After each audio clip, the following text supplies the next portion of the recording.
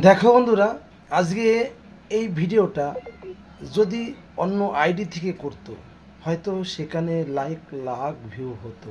কিন্তু যেই আমার আইডি থেকে করছি, আমার একটা ছোট্ট মেয়ে, 10 বছর বয়স, তার একটা প্রতিভা। দেখো, তালের আঠি দিয়ে রবীন্দ্রনাথ ঠাকুরকে বানিয়েছে। সত্যি এটা যদি হয়, তোমাদের মনে হয় এটা প্রশংসনীয়, তাহলে এই ভিডিওটা একটু লাইক, কমেন্ট, শেয়ার করে সবাইকে দেখার সুযোগ করে দাও যে একটা বাচ্চা মেয়ে কত পরিশ্রম করে এটা করেছে।